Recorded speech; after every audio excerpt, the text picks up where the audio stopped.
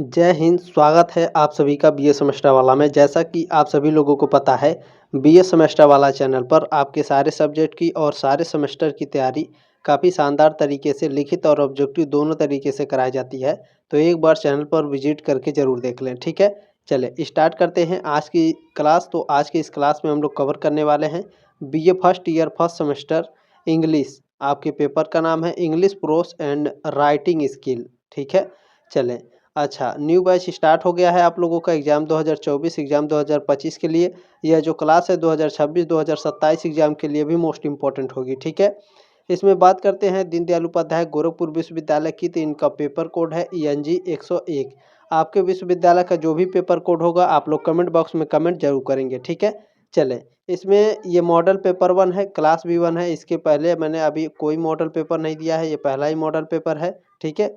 चले, top 100 most important MCQ question answer है, ठीक है, यानी ऑब्जेक्टिव क्वेश्चन आंसर है। चले, अब बात करते हैं एग्जाम की। तो देखें, दीनदयाल उपाध्याय गोरखपुर विश्वविद्यालय है, डॉक्टर भीमराव अम्बेडकर यूनिवर्सिटी है, राजा महेंद्र प्रताप सिंह स्टेट यूनिवर्सिटी है, माँ कुंभारी यूनिवर्सिटी है, ठीक है। बहुत सारे ऐसे कॉलेज हैं जहाँ पर आपके ऑब्जेक्टिव एग्जाम होने वाले। लगभग 40% कॉलेज में, 60% कॉलेज में लगभग लिखित एग्जाम होंगे। जैसे राम मनोहर लोहिया अवध विश्वविद्यालय है, वीर बहादुर सिंह पूर्वांचल यूनिवर्सिटी है, ठीक है। महात्मा ज्योतिबा फूले रोहिलखंड यूनिवर्सिटी है। और इस बार जो है महात्मा गांधी काशी विद्यापीठ में भी आपके लिखित एग्जाम होंगे, ठीक है। छत्रपति साहू जी महाराज यूनिवर्सिटी है। यानी उत्तर प्रदेश में जितने भी यूनिवर्सिटी हैं ये सभी के लिए क्लास है, ठीक है। चिंता करने की कोई भी आवश्यकता नहीं है, जल्दी आप लोगों का लिखित मॉडल पेपर भी आ जाएगा। चलें, स्टार्ट करते साथियों। इसमें पहला प्रश्न आपका पूछा गया है, a job application letter provides information about your, यानी एक नौकरी आवेदन पत्र आपके बारे में जानकारी प्रदान करता है। क्या जानकारी प्रदान करता है? तो आपका एक्सपीरियंस, आपका अचीवमेंट, आपका स्किल, यानी आपका अनुभव, आपकी उपलब्धियां और आपके स्किल्स यानी कौशल। तो ये सभी, डी ऑप्शन आपका राइट है, ऑल ऑफ दिस यानी उपरोक्त सभी, ठीक है। चले, आगे बढ़ते हैं। इसमें दूसरा प्रश्न आपका क्या पूछा है गया है, बहुत ही ध्यानपूर्वक देखेंगे। प्रश्न नंबर दूसरा आपका क्या पूछा गया, बहुत ही ध्यान से देखेंगे। क्या है? Which among the following is not a fictionalise autobiography, यानी इनमें से कौन। अच्छा, फिक्शनलाइज माने होता है आपका काल्पनिक, और ऑटोबायोग्राफी माने होता है आत्मकथा। तो निम्नलिखित में से किसमें ठीक है, निम्नलिखित में से कौन सी एक काल्पनिक आत्मकथा नहीं है? तो जो आपका इमिनेंट विक्टोरियंस है, ठीक है, जो आपका प्रख्यात विक्टोरियन है, यह आपका एक काल्पनिक आत्मकथा नहीं है, ठीक है। फिक्शनलाइज ऑटोबायोग्राफी नहीं है, तो डी ऑप्शन आपका राइट है। अगला प्रश्न देखते हैं आपका क्या पूछा गया है। अच्छा, आपने सभी साथियों से कहिएगा कि प्लीज़ एक बार चैनल पर विजिट करके ज़रूर देख लें, सब्सक्राइब जरूर कीजिएगा, ताकि आप 3 साल हमारे साथ जुड़ने वाले हैं। First semester, second semester, third semester, fourth, fifth और सिक्स सेमेस्टर में, ठीक है। इसी तरीके से आपकी बहुत ही शानदार तरीके से तैयारी कराई जाएगी, तो सब्सक्राइब जरूर करेंगे, ठीक है। और अपने सभी साथियों के पास इस क्लास को शेयर जरूर करिएगा व्हाट्सएप पर, और सभी से कहिएगा प्लीज़ एक एक लाइक जरूर करें, ताकि यूट्यूब इस क्लास को आगे रिकमेंड जरूर करें, ठीक है। What is the term use to donate imagery related to speed, यानी गति से संबंधित इमेजरी को दर्शाने के लिए किस शब्द का प्रयोग किया जाता है? तो ध्यान रखेंगे, काइनेस्थेटिक इमेजरी का उपयोग किया जाता है, डी ऑप्शन आपका राइट है। अगला प्रश्न देखते हैं आपका क्या पूछा गया है। प्रश्न नंबर 4 आपका पूछा गया है। प्रश्न नंबर 4 है, द पीरियोडिकल एसे फ्लोरेसेट इन, यानी आपका आवधिक निबंध का विकास कब हुआ? आवधिक निबंध का विकास 18वीं सेंचुरी, यानी 18वीं शताब्दी में आवधिक निबंध का आपका, ठीक है, विकास हुआ था। सी ऑप्शन आपका राइट है। अगला प्रश्न देखते हैं आपका क्या पूछा गया है। देखिए, प्रश्न नंबर 5 पूछा गया है, the autobiography of an unknown Indian has been written by, यानी एक अज्ञात भारतीय की आत्मकथा किसके द्वारा लिखी गई है? तो यह नायरेट सी चौधरी के द्वारा लिखी गई है, डी ऑप्शन आपका राइट है। अगला प्रश्न देखते हैं, 6 नंबर प्रश्न आपका क्या पूछा गया है। प्रश्न नंबर 6 आपका पूछा गया है, an autobiography is a type of writing that present, यानी आत्मकथा एक प्रकार का लेखन है जो प्रस्तुत करता है। क्या प्रस्तुत करता है? तो the biography of the narrator, यानी कथावाचक की जीवनी प्रस्तुत करता है। सी ऑप्शन आपका राइट है। देखिए बहुत ही शानदार तरीके से आपको पढ़ाया जाएगा हिंदी और इंग्लिश दोनों में, ठीक है। चलिए, pathos is derived from a Greek word that means, यानी साथियों जो पैथोस है एक ग्रीक शब्द से लिया गया है जिसका अर्थ है, इसका अर्थ होता है सफरिंग या फिर एक्सपीरियंस, ठीक है, यानी दुख या फिर अनुभव, ठीक है। सी ऑप्शन आपका राइट है। प्रश्न नंबर 8 आपका पूछा गया है, which literary device involves comparing two unlike things using like या एज, यानी किस साहित्यिक उपकरण में जैसे या जैसा का उपयोग करके दो असमान चीज़ों की तुलना शामिल है, तो यह सिमिली में, ठीक है। ध्यान रखेंगे बी ऑप्शन आपका राइट है। सिमिली माने होता है उपमा, ठीक है, क्या होता है उपमा में, ठीक है। उपमा में क्या होता है, जैसे या जैसे का उपयोग करके दो असमान चीज़ों की तुलना शामिल होती है उपमा में, ठीक है। ध्यान रखेंगे बी ऑप्शन आपका करेक्ट है। अगला प्रश्न देखेंगे क्या पूछा गया है, 9 नंबर प्रश्न है आपका, बहुत ही ध्यान से देखेंगे। देखें, which narrative presentative uses a godlike all knowing narrator, यानी साथियों कौन सा कथात्मक परिप्रेक्ष्य ईश्वर सादृश्य सर्वज्ञ कथावाचक का उपयोग करता है, तो यह करता है थर्ड पर्सन ओनी साइंस, ठीक है। डी ऑप्शन आपका राइट है, यानी तीसरा व्यक्ति जो सर्वज्ञ होता है यह परिप्रेक्ष्य ईश्वर सादृश्य सर्वज्ञ कथावाचक का उपयोग करता है, ठीक है। Narrative presentative used godlike all knowing narrator, D option आपका राइट है। चले प्रश्न नंबर 10 देखेंगे आपको क्या पूछा गया है। चले 10वां नंबर प्रश्न है, what is the author's unique way of using language to create effect and convey meaning, यानी प्रभाव पैदा करने और अर्थ व्यक्त करने के लिए भाषा का उपयोग करने का जो लेखन का तरीका है यह अनोखा तरीका क्या है, तो यह अनोखा तरीका है स्टाइल इसे बोलते हैं, ठीक है, शैली बोलते हैं। स्टाइल को हिंदी में क्या बोलते हैं, शैली, ठीक है। एक बार और जान लीजिए, प्रभाव कर यानी what is the author's unique way of using language to create effect and convey meaning, ठीक है, प्रभाव पैदा करने और अर्थ व्यक्त करने के लिए भाषा का उपयोग करने का लेखन का जो अनोखा तरीका है उसे शैली बोलते हैं, स्टाइल बोलते हैं। प्रश्न नंबर 11 आपका क्या पूछा गया है, बहुत ही ध्यान से देखेंगे। देखें, what is narrative technique in short story, लघु कथा में वर्णनात्मक तकनीक क्या है, तो लघु कथा में वर्णनात्मक तकनीक होता है द टेक्निक ऑफ क्रिएटिंग सब प्लॉट्स, यानी उप भूखंड बनाने की तकनीक, ठीक है। सी ऑप्शन आपका राइट है।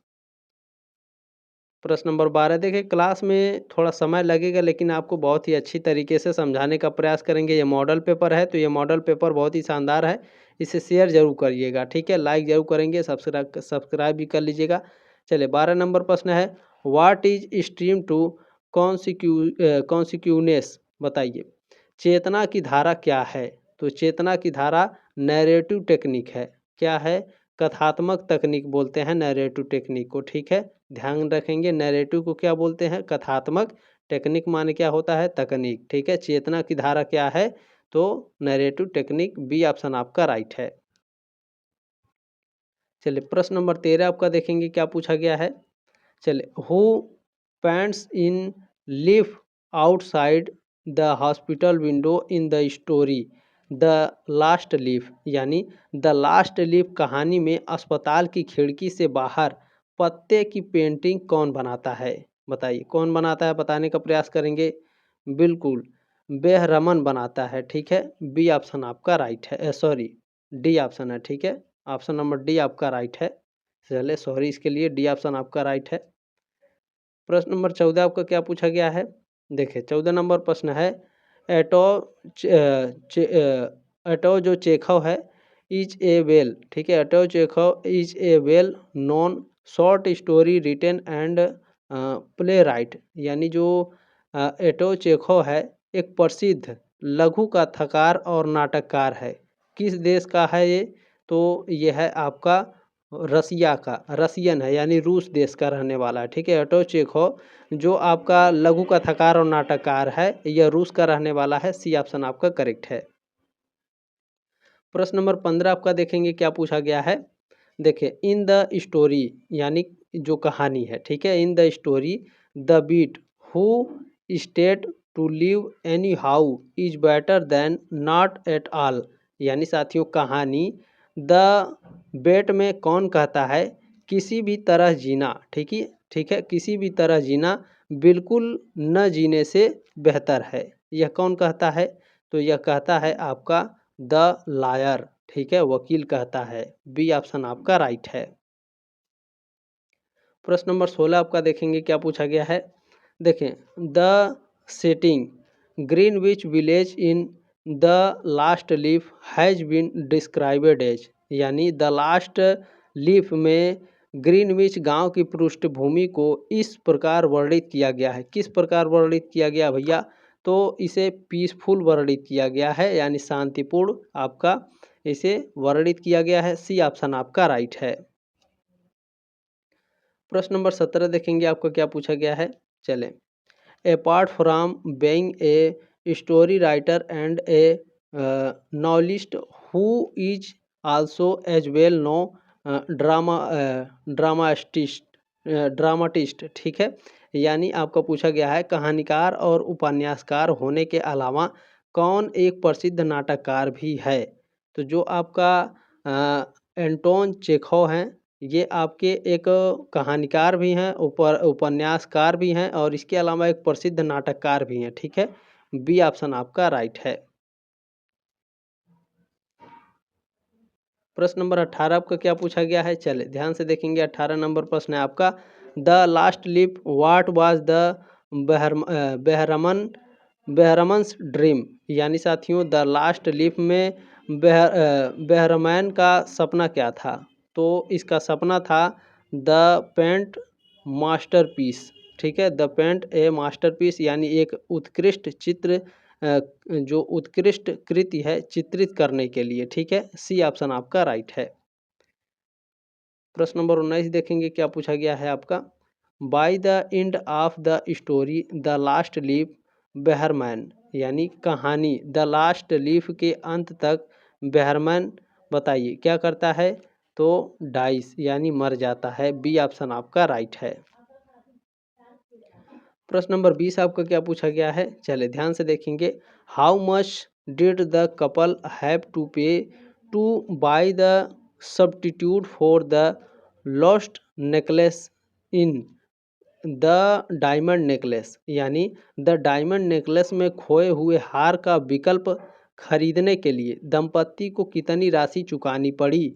तो उसको कुल चुकानी पड़ी थी 36,000 फ्रैंक, यानी 36,000 फ्रैंक्स। ठीक है, सी ऑप्शन आपका राइट है। चलिए अगला प्रश्न आपका 21 नंबर प्रश्न क्या पूछा गया है। In the diamond necklace madam लोजेल, ठीक है, मैडम जो लोजेल हैं आपके लोलसेल हैं, ठीक है, लोलसेल हैं, बोरवेड द नेकलेस फ्रॉम मैडम। यानी द डायमंड नेकलेस में मैडम लोलसेल ने मैडम से नेकलेस उधार लिया था। किससे उधार लिया था भैया? तो यह उधार ली थी आपकी आपका इससे ली थी फॉरेस्टलर से। ठीक है, सी ऑप्शन आपका राइट है। ध्यान रखेंगे, फॉरेस्टर से। प्रश्न नंबर 22 आपका क्या पूछा गया है। O Henry is the pen name, ठीक है, क्या पूछा गया है आपका, O Henry is the pen name of. यानी आपका पूछा गया है, ध्यान रखेंगे, ओ हेनरी किसका उपनाम है। ठीक है, तो ए हेनरी जो है आपका उपनाम इसका है विलियम सैंडी पोर्टर का। ठीक है, विलियम सिडनी पोर्टर का, सॉरी, सी ऑप्शन आपका राइट है। प्रश्न नंबर 23 आपका क्या पूछा गया है, बहुत ही ध्यान से देखेंगे। The last leave is taken from the story collection title. यानी द लास्ट लीव कहानी जो है, ये कहानी संग्रह किससे लिया गया है। तो यह कहानी संग्रह आपका लिया गया है द ट्रिम्ड लैंप से। बी ऑप्शन आपका राइट है। प्रश्न नंबर 24 आपका क्या पूछा गया है। प्रश्न नंबर 24 है, in the story the bet how much money is to be paid to the prisoner यानी जेलर। कहानी शर्त में कैदी को कितने पैसे देने हैं। तो जो कहानी बेट है इसमें कैदी को कुल टोटल आपको 2 मिलियन यानी 2 मिलियन आपको पैसे देने हैं। बी ऑप्शन आपका राइट है। चलिए प्रश्न नंबर 25 आपका क्या पूछा गया है। प्रश्न नंबर 25 है आपका गाय दे क्या लिखा है, गाय दे मौपासा ने मूलतः यानी गाय दे मौपासा ओरिजिनली रोट इन। गाय दे मौपासा है ये मूलतः कहाँ लिखा गया था। यह लिखा गया था फ्रेंच में। ठीक है, डी ऑप्शन आपका राइट है। अगला प्रश्न देखते हैं क्या पूछा गया है। प्रश्न नंबर 26 है। देखें मिस्टर मिस्टर लोलसेल। ठीक है, mister Loisel in the diamond necklace is a clerk in the ministry of. बताइए इंडस्ट्री में, एजुकेशन में, एग्रीकल्चर में या होम अफेयर्स में। यानी द डायमंड नेकलेस में जो मिस्टर लोलसेल हैं ये किस मंत्रालय में क्लर्क हैं। तो एजुकेशन मंत्रालय यानी शिक्षा मंत्रालय में। बी ऑप्शन आपका राइट है। प्रश्न नंबर 27 क्या पूछा गया है, बहुत ही ध्यान से देखेंगे। The Loisel couple in the diamond necklace paid off their डेप्ट इन। यानी द डायमंड नेकलेस में लालसेन दंपति ने अपना ऋण चुकाया। तो यह अपना जो ऋण है यह 10 ईयर्स 10 साल में चुकाया था। डी ऑप्शन आपका राइट है। प्रश्न नंबर 28 आपका क्या पूछा गया है, बहुत ही ध्यान से देखेंगे आप सभी लोग। देखें in which village is the story of under the banyan tree set. यानी बरगद के पेड़ के नीचे कहानी किस गांव में घटित होती है। तो यह जो कहानी है यह सोमल में घटित होती है। ए ऑप्शन आपका राइट है।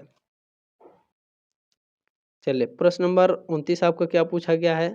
प्रश्न नंबर 29 है आपका what was the name of the story Taylor in under the banyan tree. यानी अंडर द बरगद ट्री में कहानीकार का नाम क्या था। तो इसका नाम क्या था, नाम्बी। सी ऑप्शन आपका राइट है। प्रश्न नंबर 30 क्या पूछा गया है। प्रश्न नंबर 30 है आपका which goddess is worshipped in the temple where the story teller of under the banyan tree lived. यानी बरगद के पेड़ के नीचे कहानी सुनाने वाले जिस मंदिर में रहते थे वहाँ किस देवी की पूजा की जाती है। वहाँ आपकी शक्ति देवी की पूजा की जाती है। बी ऑप्शन आपका राइट है। प्रश्न नंबर 31 आपका क्या पूछा गया है। What was the name of the friend of the story Taylor in under the banyan tree. यानी आपका पूछा क्या गया है, बरगद के पेड़ के नीचे कहानीकार के दोस्त का नाम क्या था।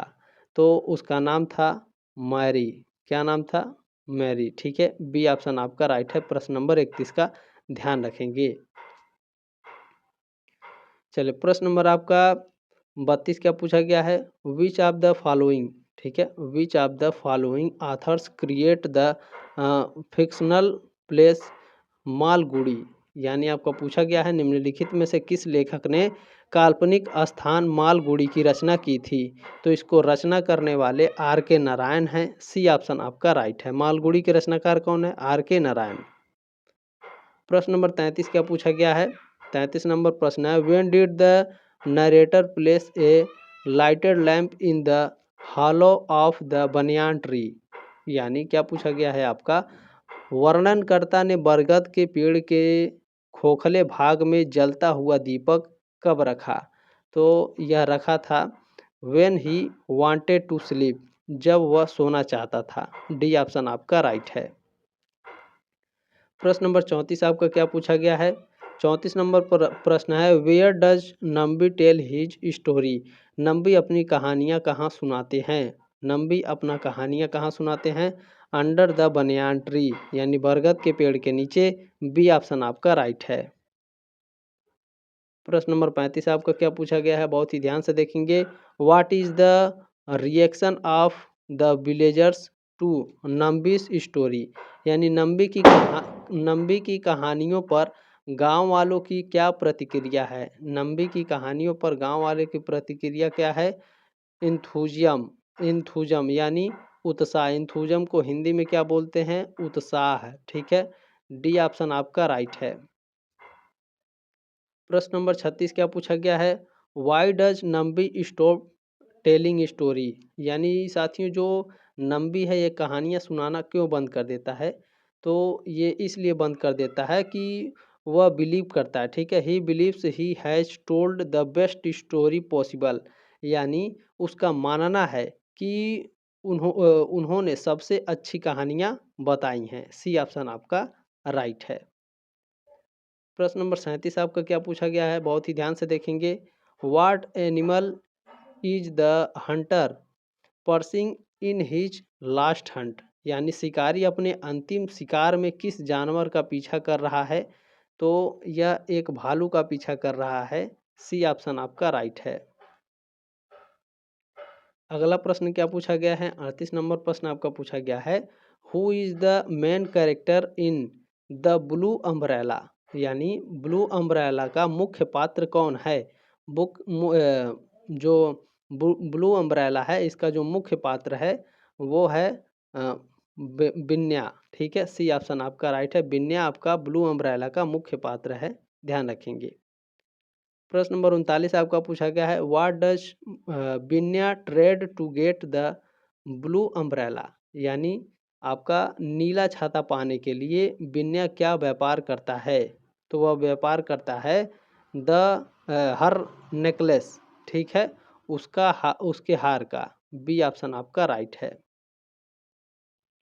प्रश्न नंबर 40 आपका क्या है, व्हाट इज राम भरोसे प्रोफेशंस, यानी आपका पूछा गया है नीला छाता पाने के लिए यानी जो राम भरोसे हैं इनका पेशा क्या था, ठीक है, राम भरोसा प्रोफेशंस, यानी राम भरोसे का पेशा क्या था, तो इनका पेशा था शॉपकीपर ये थे, ठीक है, दुकानदार थे। सी ऑप्शन आपका राइट है।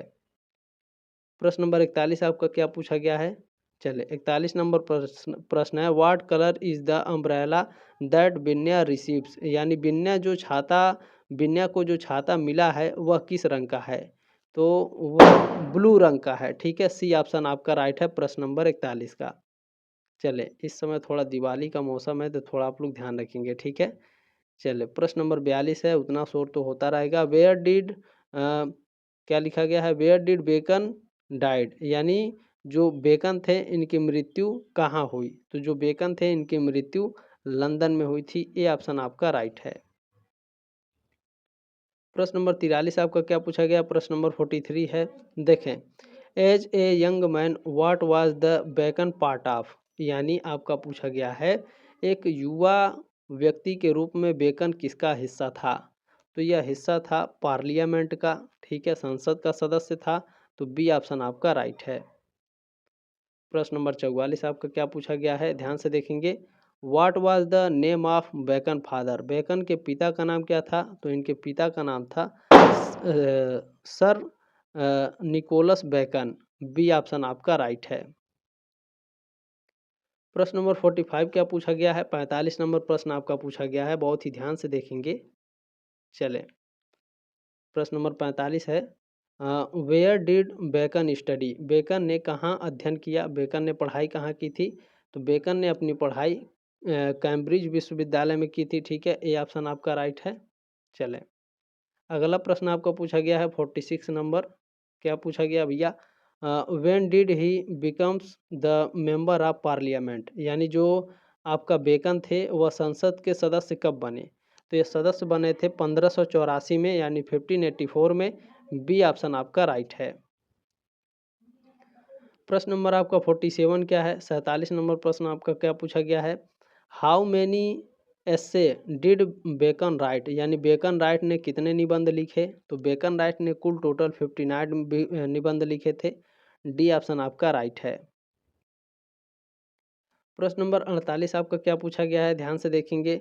The first collection of 10 essays was published in, यानी 10 निबंधों का पहला संग्रह कहाँ प्रकाशित हुआ था, तो कब प्रकाशित हुआ था, तो यह प्रकाशित हुआ था 1597 में, यानी 1597 में। बी ऑप्शन आपका राइट है। चलिए प्रश्न नंबर 49 आपका क्या पूछा गया है, देखिए 49 नंबर प्रश्न है, how many essay did the second edition contain, यानी दूसरे संस्करण में कितने निबंध थे, तो कुल 38 निबंध थे, 38 निबंध। ये ऑप्शन आपका राइट है। प्रश्न नंबर 50 आपका क्या पूछा गया है, देखें। The third edition of 58 essays was published in, यानी 58 निबंधों का तीसरा संस्करण कब प्रकाशित हुआ। तो यह प्रकाशित हुआ था 1625 यानी 1625 में। बी ऑप्शन आपका राइट है। प्रश्न नंबर 51 क्या पूछा गया है, बहुत ही ध्यान से देखेंगे। देखें 51 नंबर प्रश्न है, who describe Bacon as the wisest brightest meanest of mankind, यानी बेकन को मानव जाति का सबसे बुद्धिमान, प्रतिभाशाली, मतलबी के रूप में किसने वर्णित किया है। तो यह वर्णित किया है पोप ने। डी ऑप्शन आपका राइट है।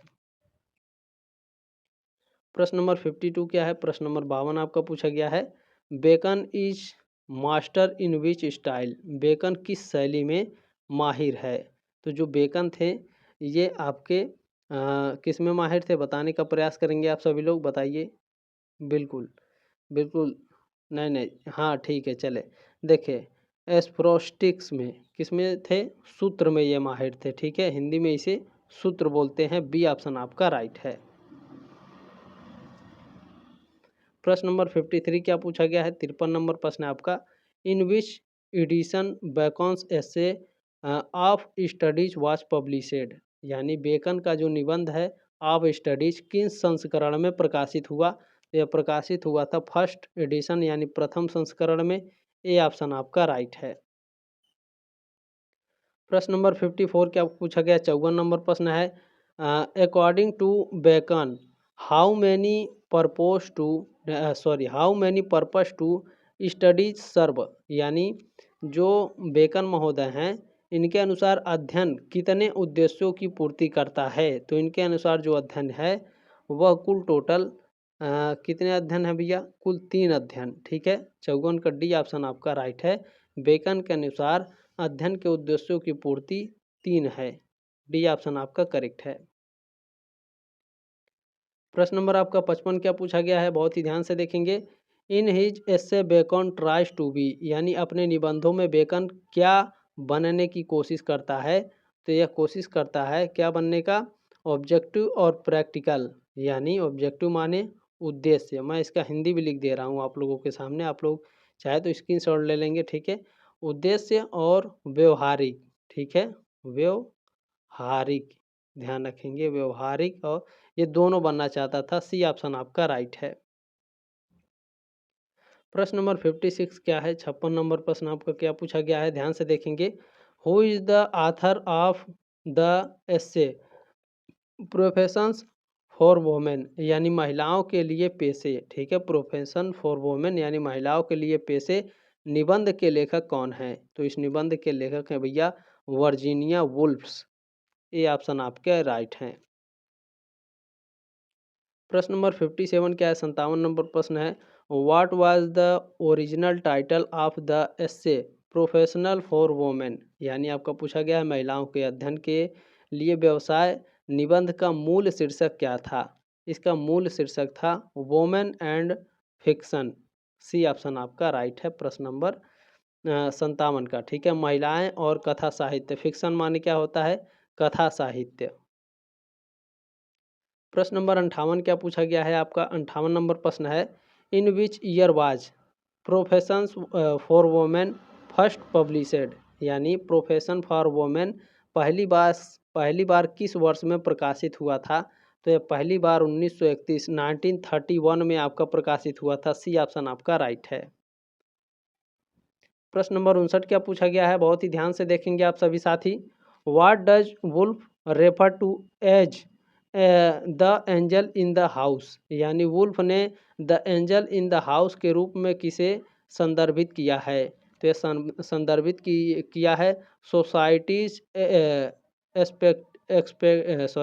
एक्सपेक्टेशन ऑफ वोमेन, ठीक है, यानी महिलाओं से समाज की अपेक्षाओं को the angel in the house में, ठीक है, वुल्फ ने संदर्भित किया है। बी ऑप्शन आपका राइट है। प्रश्न नंबर 60 आपका क्या पूछा गया है, चलें। प्रश्न नंबर 60 है, what does Woolf identify as the primary of scale to women pursuing professions, यानी वुल्फ महिलाओं के लिए पेशे अपनाने में प्राथमिक बाधा क्या मानती हैं? तो यह मानती हैं the angel in the house, घर में देवदूत। सी ऑप्शन आपका राइट है।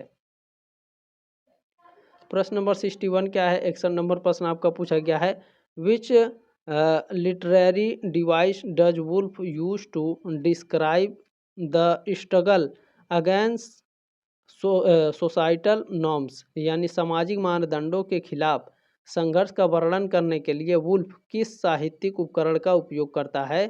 तो यह उपयोग करता है एल्गोरी का। ठीक है, एल्गोरी का। डी ऑप्शन आपका राइट है। इसका हिंदी मतलब क्या होता है? रूपक का उपयोग करता है। ठीक है, किसका? रूपक का उपयोग करता है। उम्मीद है साथियों आपको जानकारी अच्छी लगी होगी। बाकी ये जो 100 प्रश्नों की सीरीज है वो अगले क्लास में हम लोग कवर जरूर करेंगे, अगले मॉडल पेपर में। तब तक के लिए मिलते हैं नेक्स्ट क्लास में, यानी नेक्स्ट मॉडल पेपर 2 में। तब तक के लिए जय हिंद, वंदे मातरम।